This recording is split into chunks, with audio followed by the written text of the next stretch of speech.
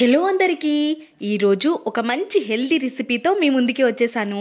రాగి పిండితో బందోసాన్ని ప్రిపేర్ చేసుకుందాం. చాలా ఈజీగా అయిపోతుంది.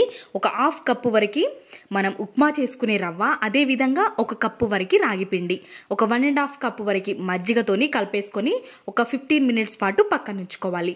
అప్పటి వరకు మనం స్టవ్ పైకి ఒక గిన్నెని పెట్టేసుకొని పోపుని ప్రిపేర్ చేసుకుందాం. పోపుని ప్రిపేర్ చేసుకోవడం అందరికీ తెలిసిందే కదా. పోపుని ప్రిపేర్ చేసుకున్న తర్వాత ఇప్పుడు మనం నానబెట్టడానికి పెట్టిన పిండిని మిక్సీ జార్లోకి వేసుకొని మిక్సీ పట్టేసుకోవాలి. అందులోకి ఆనియన్స్, పచ్చి టమాటోస్, మనం పెట్టుకున్న పోపు, ఉప్పు, పసుపుని యాడ్ చేసుకోవాలి. ఇప్పుడు ఇందులోకి ఒక 2 to 3 టేబుల్ స్పూన్స్ వరకు బియ్యం పిండి, అదేవిధంగా మనం వంట సోడాని 1 ఇంచ్ వరకు యాడ్ చేసుకోవాలి. ఇప్పుడు మనం పోపు పెట్టుకునే గిన్నెని పెట్టేసుకొని బందోసాని వేసేసుకోవడమే.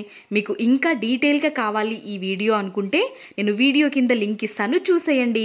ఈ రెసిపీ మీకు నచ్చినట్టయితే నా ఛానల్ని సబ్స్క్రైబ్ చేసుకొని సబ్స్క్రైబ్ పక్కన ఉన్న గంట సింబల్ని క్లిక్ చేయడం అస్సలు మర్చిపోవద్దు. అదేవిధంగా ఒక లైక్ వేసుకోండి.